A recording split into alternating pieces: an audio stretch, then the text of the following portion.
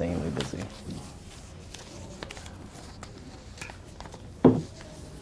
Clock's ticking. Someone cut the...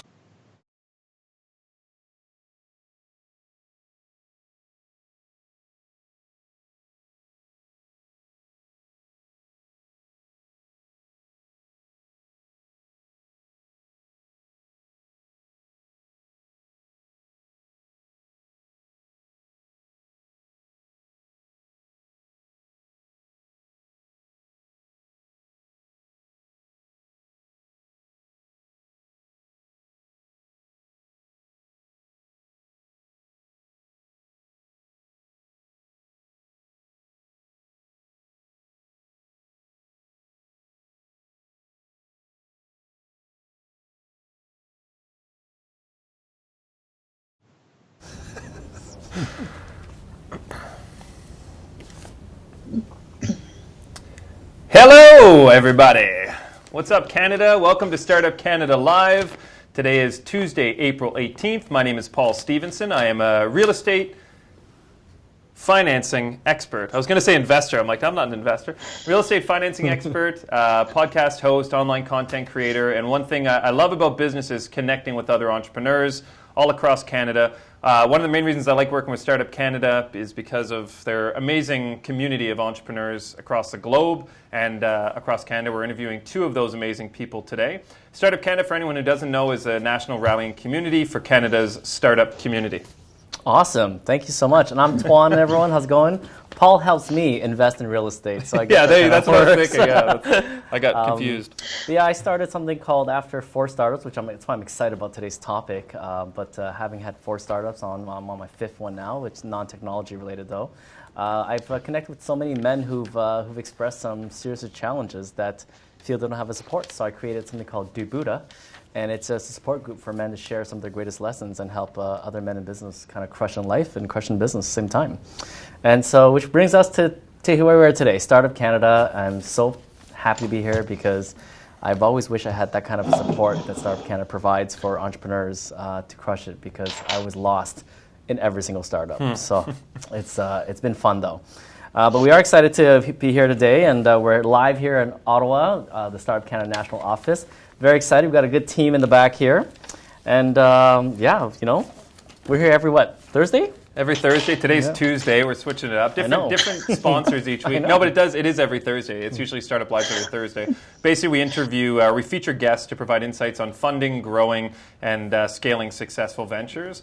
Startup Canada is streamed live for anyone who's tuning in. Obviously, you already know where to find it, but it's streamed live on Periscope, Facebook, YouTube, and it's streamed live, I guess, through our good friends at Restream.io. This episode is brought to you by Rogers Business. Big shout outs to Rogers. Obviously do a lot of great stuff here for the community and across Canada. Yeah. I'll hand it off to Tuan to introduce our amazing guest today. Yeah, so today's topic is what I think we could resonate with all 4 of us here in the show. Yes. What no one tells you when starting a business. Oh my goodness, this should be a 4-hour show or a 10-part series. And we are joined by 2 very, very uber awesome guests. First guest here is joining us from the West Coast, Jean-Marc Laflamme. Hello, Jean-Marc. Jean-Marc Salut les amis. Yes, bonjour mon ami. So Jean-Marc is the Director of Marketing and Product Management at Seed Ups Canada. He's also the community lead at one of startup communities located in the mountains, Startup Revelstoke. Very cool. I just want to be there now, actually. Sounds like a cool spot. And when he isn't skiing, predictable, no, just kidding. When he's in skiing, Jean-Marc embraces his passion for innovation, small business by community building, speaking, and leading on the West Coast. Thank you for representing us over at the West Coast. And now we move over to the East Coast a little bit here. We got Pat from London, Ontario. Pat, Monsieur. Monsieur. I miss you. Pat is the founder and CEO of Steps to Happiness, Inc. She's been the recipient of the Stevie Award for 3 consecutive years for her work as a business coach, speaker, and author. Pat was involved in compiling Startup Canada's report in digital adoption and startups, which was, I think, early this year. It was released. It was really cool. And she's also shared her knowledge in the past through Startup Chats, which takes place on Twitter every Wednesday and Friday. Welcome to you both, and thank you for joining us.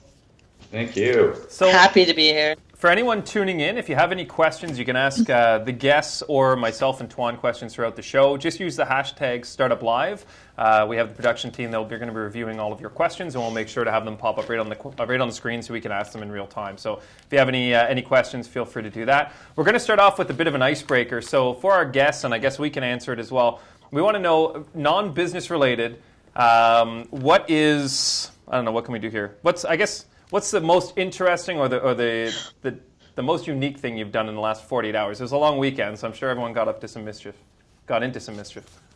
I did. Was mischievous, whatever the correct grammatical way to say it is. Pat, we'll start with you. Oh, thank you. Yeah. Ladies first. I gotta love that. That's it. I don't know that I did anything unique. I will say what was unique to me, Okay. and not necessarily unique to the world. And so anybody who lives in this area, southwestern Ontario, may be familiar with Park's Blueberries. It's an hour from my house. It's an absolutely amazing experience, actually. You don't just go pick blueberries. There's a shop, there's a restaurant, there's blueberry picking. I love that place. I moved here from Edmonton. So Park's Blueberries is like, oh my gosh. And I'm totally addicted to their blueberry and white chocolate scones. They're absolutely phenomenal. Sounds good. Phenomenal.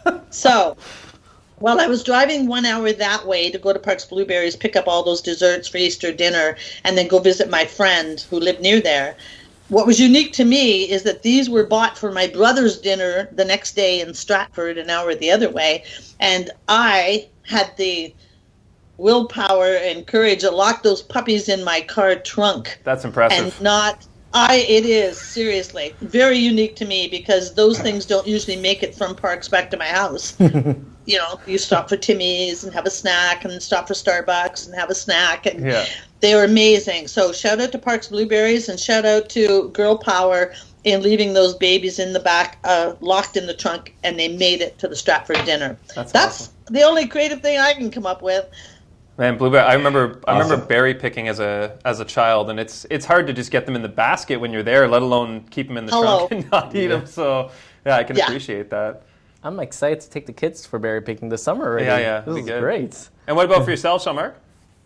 Well, yeah, out here in Revelstoke, we'll be having berry picking, I'd say, in the next month, for sure. People mountain bike and stop and pick up the berries and eat them. But we just had our second last weekend of skiing at the resort, and it was astounding weather. So many people actually mountain bike and ski in the same day here. Wow. Next weekend, we have a big regional tech meetup and a huge ski and snowboard festival called Cabin Fever. If you guys want to come and join us. Oh. That's a yes. Mountain biking and skiing in one shot. I That's know. dream come true. Yeah, I love it. Got it. Yeah, no, we definitely can't do that here. For myself, I mean, I was mentioning to Tuan earlier, I had my son just turned 6 in March, and my youngest son, and he stayed over Easter Sunday. So yesterday morning, we were actually he got this kit for his birthday that allows you to make crystals at home, like actual crystals in this like small container. So as a solution, you kind of mix with boiling water, then you choose what kind of crystal colors you want, and then over 7 days, it actually forms like a solid crystal. So we did that. That was kind of cool. I love that sort of stuff, like kitchen science projects and stuff like that. I always find very interesting. Cool dad. You're a cool dad. Yeah. What about you, Tuan? We just did, a 4-hour Easter egg hunt, with the kids. That's pretty much it. He makes it impossible for them to find so that you can pick them up later. Like, oh, you guys didn't find them, I guess. It was just one egg, but it took them 4 hours to find it. Daddy will have to look for it. So, first question, getting right into it, Jean-Marc, I'm going to direct it at you. You have over 20 years of web building experience, and I know you've been kind of called an internet pioneer. So tell us a bit more about what that title means and how you've earned it. Yeah, for sure. Well, I was once in Ottawa as well. I went to the University of Ottawa in and around a perfect time of internet history in the 90s. And it was during that time where I got some great gigs building the first major websites in Canada, including a few Government Canada websites. And then subsequently moved to Toronto to help build what once was the largest portal, Yahoo Canada. I guess you could say I've been pioneering all the way along with first sites. Every single business team has been pioneers, which comes at great reward or failure. But this trailblazing bit is highly addictive and comes second nature to me. I think thank you for sharing that.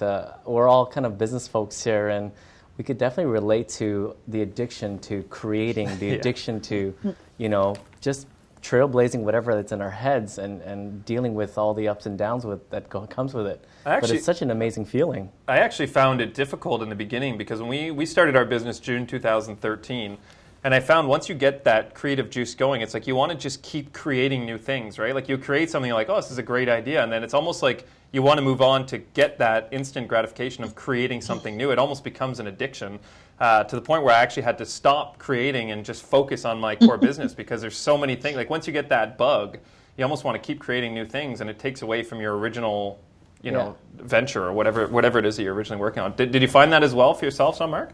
Like having been doing absolutely. it for 20 years? Shiny object, shiny object. Where is it? Yay. No, it takes so much diligence to kind of keep focused and realize, when the project, let's call it, or the business is ready for the next level or ready to end, right? It takes years and years of going through success and failure to get there. Yeah, I find it's even more than big shiny objects these days. The amount of personal brand power these days that's out there, it's big shiny people too. You know, it's just such a, like watch out for big shiny people. Happy like right over here, big shiny people. For sure, you're right. Pat, I'm curious as a coach, like we talk about what people don't tell you in terms of starting a business, but there's a whole mindset that comes with it too. And as a coach, I'm curious, what have you seen among what we call trailblazers, who's trying to, start a business. And of course they can hit operational challenges and people challenges, but I think the biggest challenge is the internal struggle that we have as a business owner. Can you talk to some of that experience and maybe shed some light into some people watching right now who perhaps are going through something you can identify for them? I could talk for weeks on that topic because you're right. It's all mindset. It's all mindset. Whether you succeed or fail or fall back and bounce back and get up and that's all required. It's all mindset. And so I constantly have happy reminders around me just to keep smiling, stay in the game. What I find is the biggest barrier to success for startups is fear. It's fear. And I've done many surveys. It always comes down to fear. Fear of failure, fear of success. Fear of what will people think, fear that people won't pay me, fear that they will pay me, fear that I'm going to grow. It's all around fear. That's the number one major mindset barrier. Pat, have you read the book, The War of Art? Absolutely. By Stephen Recommended Pressfield? to my clients. Yep. It's so good. And it just made me think of it when you said that because he talks so much. You've read it as well. Oh, yeah, right? I love it. It just speaks to resistance and that overcoming that fear and pushing through it and knowing that that's where you're going to find that feeling of gratitude, that feeling of success. And so because I do coach on mindset all the time, I'm very much a language coach as well because what you tell yourself, you believe, and therefore you act accordingly.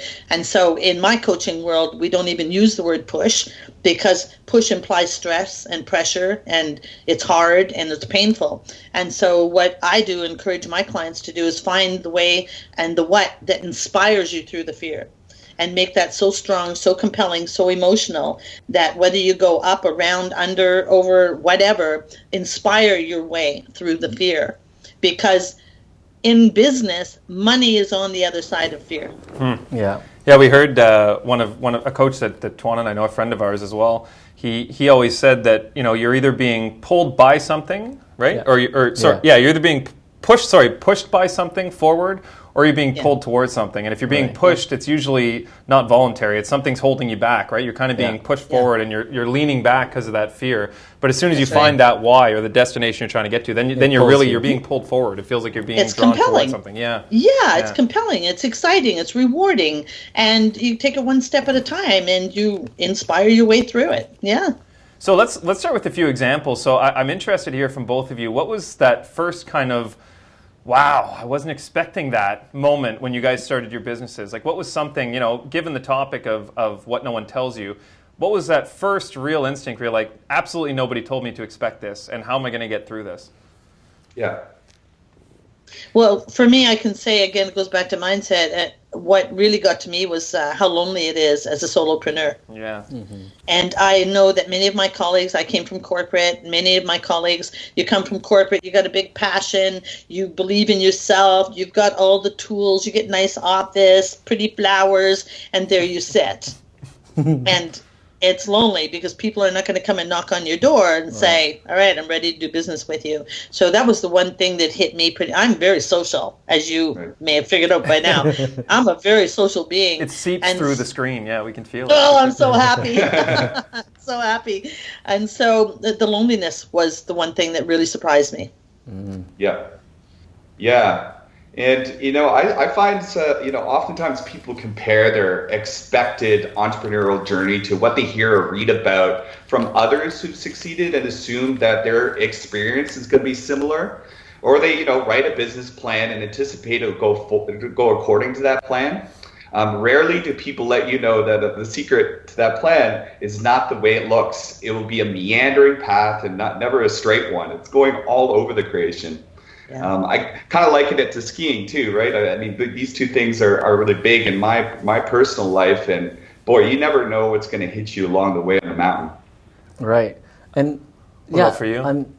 Well, for me, for me, for what? What was that first kind of like? Oh, I wasn't expecting this moment. Yeah, I think it actually relates to my question actually, because for me, what was a shock was deciding who was actually the right partners for my business. You kind of go in thinking, oh man, this is great, brilliant idea, we got the same vision. And then you kind of start day one with your business and you're like, oh my goodness, like we forgot something. There's something we forgot to talk about, which I was going to ask Jean-Marc, what are some things that you can tell? Because I know right now the viewers, some of them are just starting off, some of them are like a year in, and they are having some challenges probably with some of the co-founders and stuff like that, right? And how can we help them overcome some of these challenges? Because, it killed one of my businesses for sure. It was partner struggle and we just fell apart. Right? Yeah, and was that due to communication or personality? Right. Oh, for me? For you? I would say communication. It's hard because our personalities get along really well, but when it came to business, we didn't think about, who need to do what and our strengths and how do we balance our strengths and mix it together. It felt like we all had the same strength almost, and then no one wanted to do the other stuff, right? And then we started and we did a terrible job at it. You're almost too aligned, right? Yeah, so it's like, exactly. oh, well, I don't want to do that, and I don't want to do that either. I don't know which one came first, to be honest, but I could say both, actually. Yeah, no, for sure. And being out here in the mountains, communication is so important. And we use every tool we can to make sure that the teams are engaged. But it's the first thing that slides, and as soon as it starts sliding, then you're going downhill fast. So it's really about making sure that you've got diligence and communications with meetings and web collaboration tools like Slack, and making sure that your minds are together. What about people who are just like literally forming their partnership? Can either you offer some kind of, assessment or red flag signs or things that we should be aware of if we see it, is to address it? Yeah.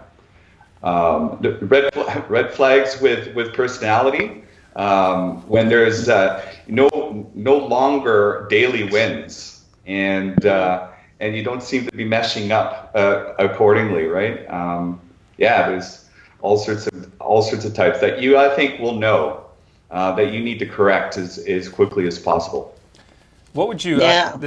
Sorry, go ahead, Pat. Well, I was just going to add to that, because the way I coach my clients too is that this whole business of whether it's a co-founder, whether it's a new client, whether it's a joint venture, it's all like a dating game. Mm-hmm. And so I insist that my clients work through an assessment with their potential client, partner, joint venture, whatever, and do an assessment and really get very clear on who has what strengths, where are the gaps, and then hire accordingly, agree to outsource and delegate where necessary. But you've got to get the foundation in place first before you get into bed together.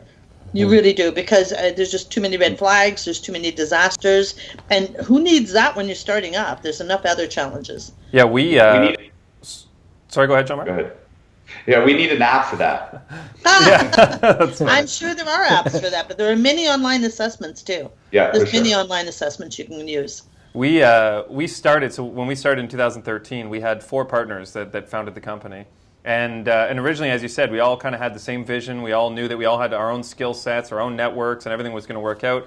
And then as you continue to go, you realize that you're not all aligned, you know, and as we were kind of saying earlier, like, so one person has one vision, and the more people you have in there, it just creates almost more roadblocks, because now you need 3 people. You have to vet every idea through, and you have to argue with 3 people about why your idea is going to work, and it almost creates more roadblocks than benefits, right? Once you get further down especially the road. when there's money involved, right? Absolutely. So when money's and again, it's just like a marriage, it's like a relationship where money is involved. It's going to get tense, and it's not pretty. Yeah, I could even share now that I'm thinking about it. Some of my experience. We look at minutes. We look at minutes to our meetings, and when we review, 20 meetings of 20 minutes of 20 meetings, we notice that we talk a lot about what we're comfortable with. And one of my businesses, we're all really comfortable with marketing.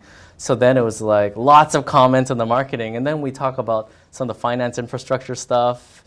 Just sales. We kind of brush over it, you know, and that's a clue, I think, for people who are running their business right now, that you go to your meetings and you just notice what you consistently kind of put aside, and that's a sign to say there's something missing. Well, the other part to that is that most people, majority of people, especially entrepreneurs, don't know how to run a meeting.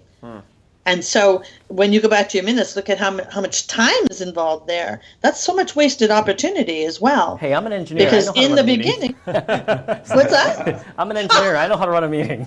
That's hilarious. Yeah, I just recently explained to a client, and I think it's relevant here, that I'm a licensed mortgage broker, so we have a brokerage and we have 6 agents and so on, and we're a growing team. But one of the things that we explain to clients is that we are also partnering with our clients, right? Because we're trying to find them the best possible product for them. And I think for you guys too, like you said, Pat, when you're talking to your people that you're coaching, you're a partner of theirs now. They might not see it, but you're giving them tools that are going to help them better their life, better their situation, finances, or residential situation. So for me, I always say, if Tuan's my client, which he has been in the past, if I say, we're partnered on this, we're going to work together to find the best solution. And I think it's so important to even communicating with clients, not just with partners, but communicating with clients, how important it is to be transparent, and all those kind of features that you really need to your businesses. And your core beliefs and so on. That's it. And being yourself, right? Showing that authenticity. You all froze on me. Yeah, you're frozen. I can still see Jean-Marc. I think you're the only. Oh, there you're back. You're back. Yeah. Yeah. So what sacrifices did you guys have to make? That you weren't expecting early on in your businesses. Great question. Well, I'll start with that because it really is based on my story. I did live in Edmonton for 33 years, and it came a period in time where, for anybody of this age and stage in life, everything was going great, and then all of a sudden the black cloud came in, and my whole world was falling apart, literally, figuratively, the whole bit. So my marriage was falling apart. My father-in-law was diagnosed with cancer. My best friend died of cancer. Those life situations that happen. And so what I did once, and I say this respectfully, once all the dust settled, and I just walked out of my marriage after 22 years. I walked out the door, said, there's got to be more to this. There's got to be more to life. So I moved to London at age 57 and started this business, and with virtually my life in a trash bag. I had no clients, I had no business, I had no money. And so coming here, and I say this because I want to inspire some of the audience members who are sitting there thinking, I don't even have a dime to go Easter egg hunting or take a Sunday off or what have you, because that's real life for startups. And so when I came here, it was all about getting in the game because I had no spouse who brought home a paycheck. I had no retirement plan. That's a whole other story. On my RRSPs, I had no savings account, and I was paying alimony. So it was not a pretty situation. And so for me, and this is something I drill into my clients all the time, you got to get up every day and be hungry. Now most of mine aren't, and I would say most entrepreneurs are lazy because they have a backup plan. You've got to put yourself in a scenario, and I coach my clients on this for 1 month, where you just get in the game and get hungry. I was hungry. I needed to go out every day, morning, noon, night. I found every networking event, every free meal, every free parking spot, And I hit the grind, and I was hungry. And so it was critical to me to get this business up and running and to succeed, because at 57, you're not very employable either. And I have an HR background, so I know that to be true. Yeah. Ageism is alive and well. And so it was do or die for me. Yeah. And so that's why I coach from a very different perspective, because I know what it's like. I know what it takes. I know how hard it is. I also know the joy in doing the right things at the right time in the right place. I've taken this business to just under $1 million in 6 years. Good for you. There's nothing extraordinary about me. It's hard work. I hired a high-level business coach. I did what I was told to do. And so being hungry, I believe, is a key to success. I beg to differ, Pat. I think you are very unique in the fact that you're actually, I was hearing a thing yesterday, and they say, common sense is just not that common. And all those things you said about having a business coach, talking to people, networking, all that stuff, it seems so obvious, but there's so many entrepreneurs that just don't do it. And you said, I don't know if it's laziness or what it is, but they just don't take that action. And those are the actions that create that success. Right. And it's mindset too, because I often hear when I'm talking to prospects who come to me and say, I want to be just like you. Yeah, well, there's no magic wand, people. There's no magic button. And so the first reaction then is, well, I can't afford you. I said, well, you can't afford not to have me. So the first thing I did was find a high-level marketing coach. I knew my stuff. I didn't know how to market 7 years ago. Twitter was coming in and Facebook and all this technology, right, Jean-Marc? Yeah. So I didn't know all this stuff, and I needed someone to guide me, because I'm not 30 years old. I'm not 40. I'm not 50. I got to get in the game and reinvent my life. And so, they're lazy, but they also have the mindset that I can't afford it. That is just absolutely stupid thinking. Every entrepreneur needs a coach, and you'd better find out whether that coach has a coach. I think it's brilliant. We were just saying on the way here that it's amazing how people don't value or don't see the value of coaches until they receive one. Yeah. And we both have coaches, and it's makes a world of a difference for us. Yep. Craziness. So Jean-Marc, for yourself too, I'll ask you the same question. What was one of the, or I guess some of the sacrifices that you had to make that you weren't aware that you'd have to when you first started out? Yeah, I'm going to echo Pat's comments. There's some wonderful highs and some brutal lows. It's kind of like riding a roller coaster. We know it doesn't stop, but it comes with the lowest lows. I've endured so many sleepless nights doing strategy in my dreams. I still do. It's insane. We're all kind of doing that more or less, but actually understanding how to get into that routine, look about it online. This is the thing that kind of powers me through all of these lows that I know will come to an enormous high once I get more into the flow state. I would say one of the sacrifices I had to make, and Pat, I have a similar story, not the exact same, but I came from a very corporate world. Right up until March of 2013, I was in a job that I was just not happy with. I'd kind of been. It was successful in my eyes as far as where I wanted to be, but I just felt unfulfilled.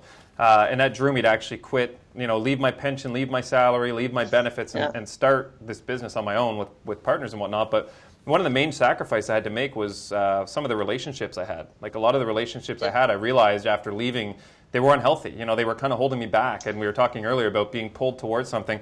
As soon as I felt pulled towards something, I realized all of these people that were holding me back. And one of the sacrifices I had to make was some of these relationships that I valued previously that I just realized were actually detrimental to my life. And have you guys did you find that as well? Some of the relationships you had to change kind of who you were associating with and what they were bringing to your life? Oh, crap, yes. And so, to just piggyback on what Jean-Marc said earlier, is that one thing startups need to know and understand and be aware of is that in business, like anything, there's contraction and expansion. Sun goes up, sun comes down, tide goes in, tide goes out. It's the same with business. People look at me now and go, oh, you've arrived. No. New level, new devil, right? New level, new devil. And so then I coach my clients on your circle of 5. And so who got you here won't get you there. And what got you here won't get you there. So some people aren't good for you. Some people are not. That's why I left my former life. My husband was Mr. Negativity. I had a lot of. And I used to work 60, 70 hours a week. And I'm not sure if anyone here can relate to this. But this is what I used to think was productive. We used to be in our office, kind of like this, and we shoot a ball against the wall and just talk. And then an hour later, we come up with the solution we need to come up with. And then for us, that was an hour worthy of doing nothing to come to something. Yeah. Right? But now that I'm a dad and the way I run my business now and the dads I'm connecting with is we've been trained that hustling is the right thing to do, right? But so we do it, but we haven't been challenged to say, I bet you can grow your business, grow your life within a parameter that you want to set yourself, and you challenge yourself to figure it out. And in a couple weeks ago, I interviewed a guy named Hayden Miyamoto. He's on his way to build $1 billion business, and he has not worked more than 35 hours a week. Yeah. And so I think the sacrifice in my early days of time was a lesson for me to say that actually I could have been at least 30% more efficient if I challenged myself to say I could have built that company in 70% of the time I invested. Right? And so now I refuse to sacrifice time with myself because that's what I did to myself. And we are, Paul and I were both like conscious yoga freaks, you know, we love it. And I refuse to sacrifice time with my kids. Pat, I saw Pat give a thumbs up there. But you know, like contraction. What's that thing you said, Pat? Like contraction, expansion. Yeah, I mean, we know contraction, that life is expansion. like that, right? We actually won. Yeah. And, you know, I coach my clients also. The only people I will accept into my coaching business is those who recognize that you're building a business to support your lifestyle. Mm-hmm. You're building a business to support your lifestyle because things will go wrong. People will leave you. People will disappoint you. And so you want that lifestyle and you want that family there when times get tough and when times are good. And so I teach my clients boundaries.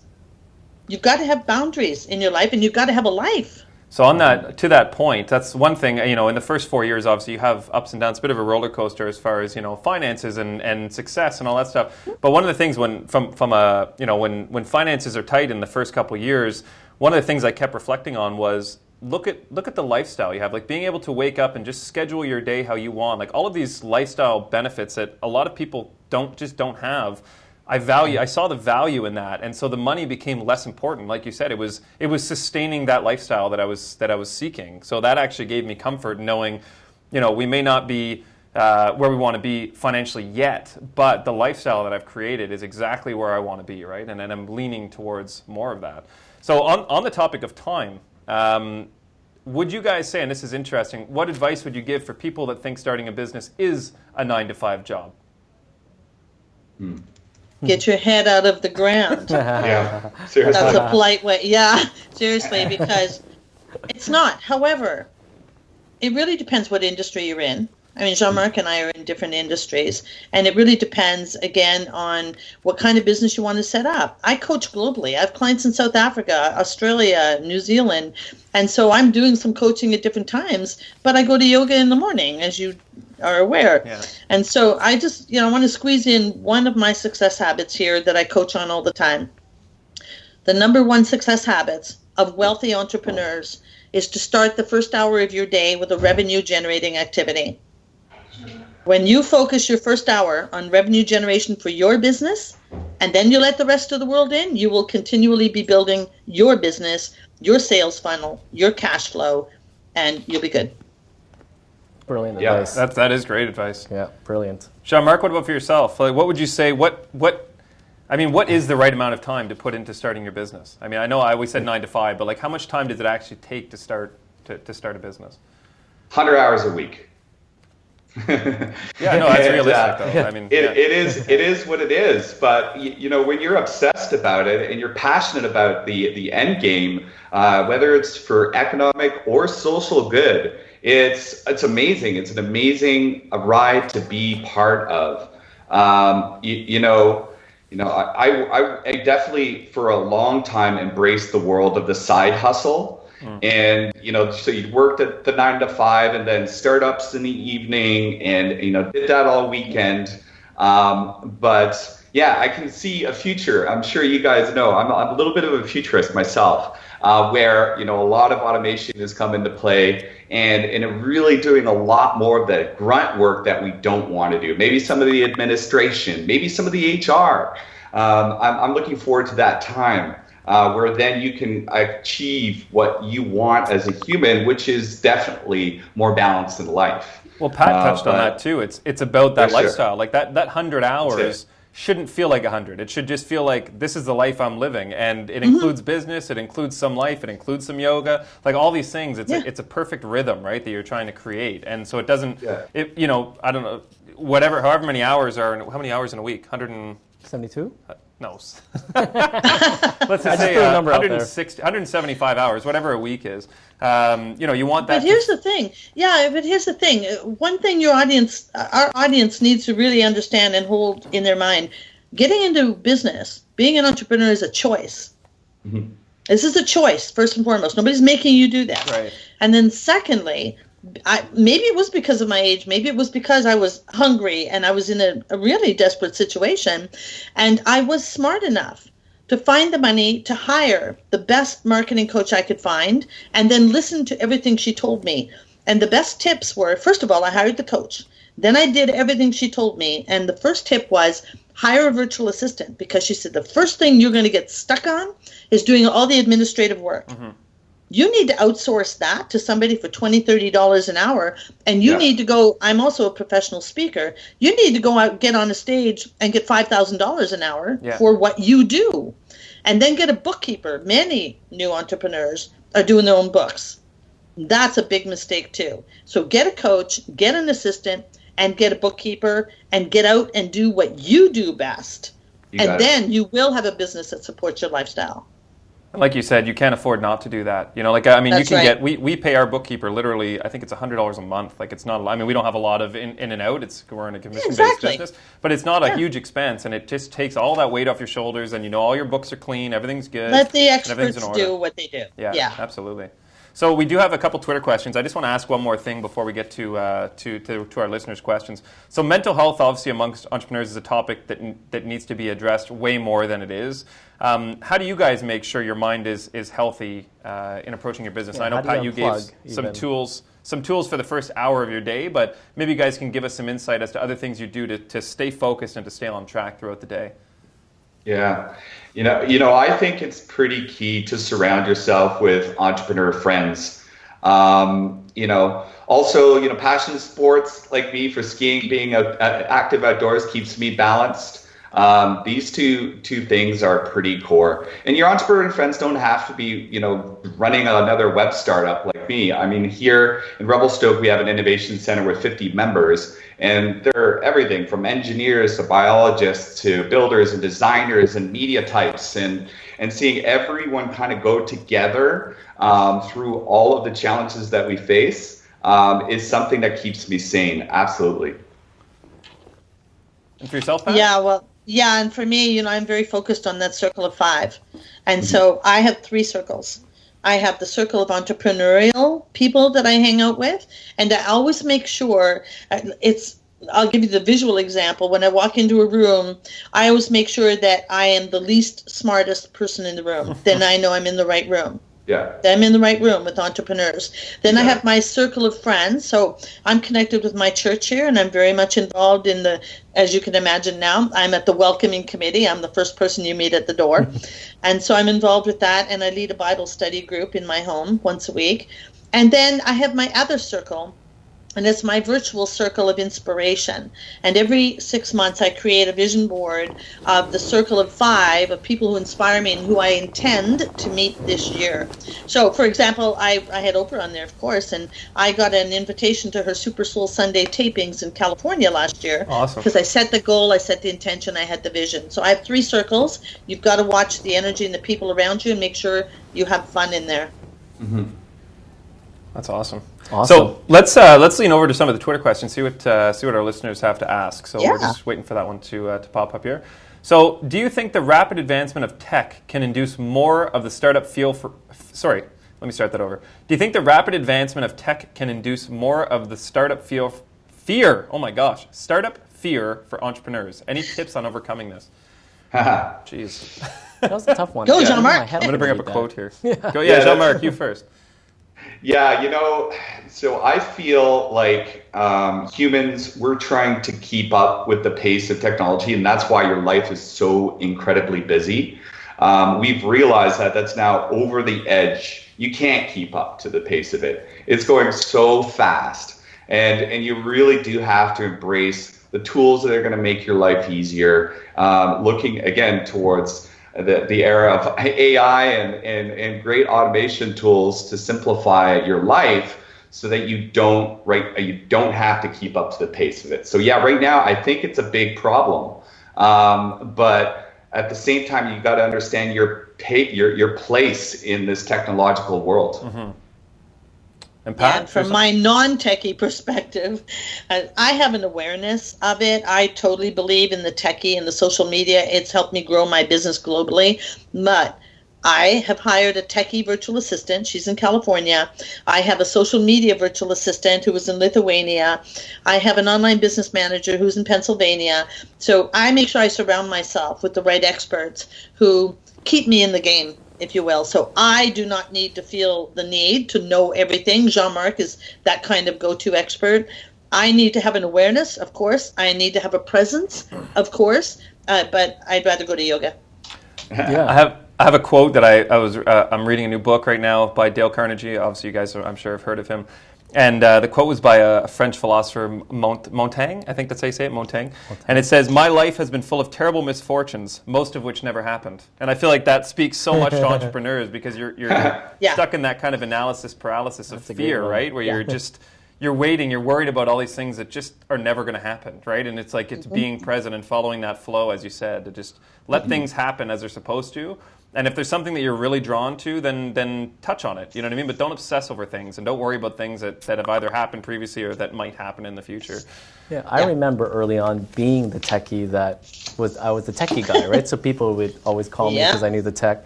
But then as I kind of got more mature in the professional days, right, I realized looking back that they just needed me to fulfill something they saw that fit in the bigger strategy.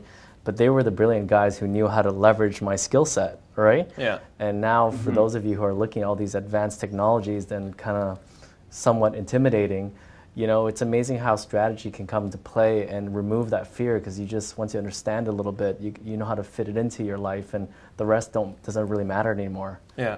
Right. So let's take a look. We have one more Twitter question here. We'll see what that is. So where do you find amazing coaches, and can you recommend any besides Pat, obviously? Nope, there's only Pat. Yeah. That's it. That's it. I coach on mindset, marketing, and money. So let me be clear on that too. You need to identify what's the gap, what do you need, where are you stuck, and then find that person who is ahead of you in the game.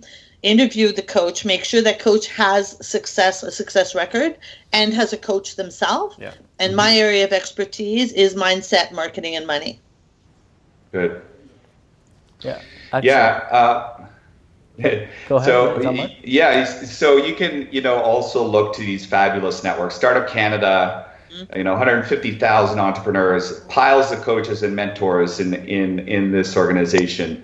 So proud to be part of it. Regional innovation centers across the country, as you know, are getting so much more funding, and really our government's placed a lot of emphasis on them. In BC, we've got the BCIC. I'm an EIR, an executive in residence coaching startups here out of Revelstoke. We definitely need more senior business consultants in the fold, but ask around and rely on these networks to validate. And referrals, referrals. Can you provide some kind of maybe criteria or ways to select a coach? Let's say 5 coaches that say they can offer a support in the same area that you need. How do you help decipher which of the 5 is the right fit for you? Well, and, I'm going to answer that with your last statement first. There's got to be a fit. Again, it's like the dating game. There's got to be alignment. So when I bring clients into my community, they've got to know my top core values, number 1, which is faith. And so a lot of my work is Christian-based. That might offend some people. We're not a fit. And I will tell people we're not a fit, and I'll refer you. So make sure there's alignment. So find out who is that person.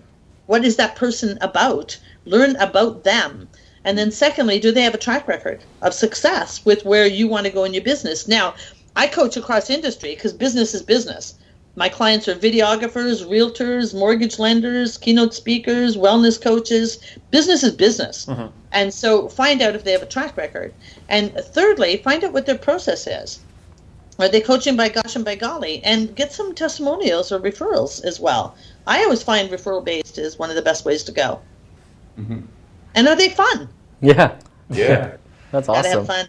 For sure. Yeah. Well, perfect segue. So we do another Twitter question, but I want to ask you something quickly as well. We've talked about obstacles and challenges. What are some exciting things or some successes that you guys found in entrepreneurship that you weren't expecting? So we talked about the bad things. What are some great things that you weren't expecting when you started your business that now you really value? Pat? Oh, okay. I just have so many things. And I'll tell you why this is easy for me, because I do coach on mindset. And one of the habits, again, I teach people is at the end of the day, get index cards and write down one thing that you're so proud of, that you've achieved every day. Because as human beings, we go through our successes way too fast. So that kind of question will stump a lot of people. But with my clients, and I've been doing this for 20 years, and so my successes range from everything from being involved now in a mentoring project in Zimbabwe. I mentor and coach women entrepreneurs with a group of my colleagues.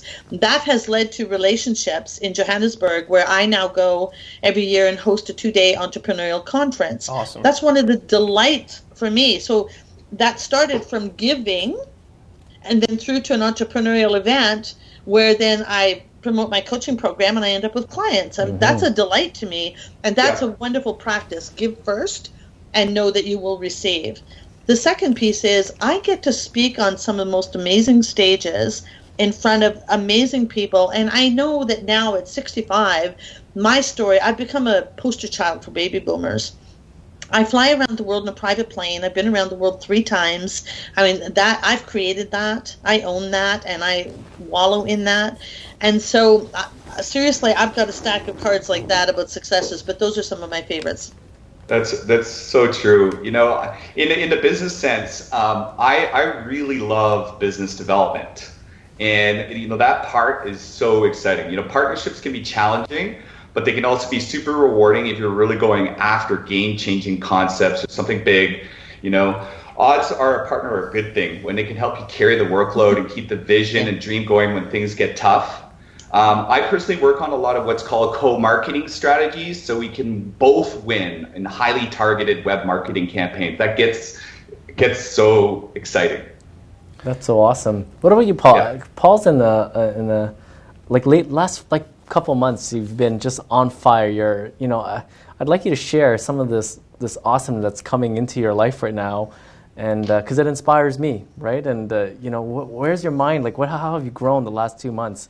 I think that's a great benefit of showing how you start a business. Pat, you talked about giving. I think something that's very important too as an entrepreneur is to be able to receive. You know, whether it be information, whether it be relationships, being able to receive from other people and be not necessarily a resource, but actually be someone that people can talk to and that they want to bounce ideas off and things like that. I heard a great quote. They said, if by not receiving, you're stopping the cycle of giving, right? Like if you're not receiving, then that means someone else isn't able to give, right? So you have to. It's like a perpetual cycle. You have to continue to give and receive. And I think for myself, I've just been a lot more open to receiving. Both, I do a lot of meditation, obviously as well, yoga as we talked about. But these are things that allow me to receive on my own, like even almost through my own consciousness. But being able to receive from other people, like just sitting down with, as you said, like your circle of 5 and receiving from them, like talking to them, let them open up to you, like connecting with people on a deeper level. I think has been influential in my recent success, or at least more like recent clarity. As far as feeling aligned and whatnot. That's awesome. Thank you. That's a really big one. And I'm glad you brought that up. I want to share one example because sometimes people can't wrap their head around this. What does that look like? I moved here. I didn't know anybody. And I travel a lot because, conference season for keynote speakers is fall and spring. And I travel a lot. And one of my Bible study buddies said to me, and I live alone, and she said to me, it's got to be lonely on the road. People think it's a glamorous life. No, you get an airplane alone, you go to a hotel alone, you're on the stage for an hour, you eat alone, you're back to the hotel room alone, right? It's not that it's fabulous. I love it. She said to me, we are making a commitment to you that whenever you come back in town, we're going to come and pick you up at the airport. Oh, it's amazing. So you have a happy face that greets you and welcomes you back to your home. That's awesome. Awesome. So I love to give these examples because sometimes people overlook those things, and I don't. I'm very grateful. Say yes. That comes back to exactly.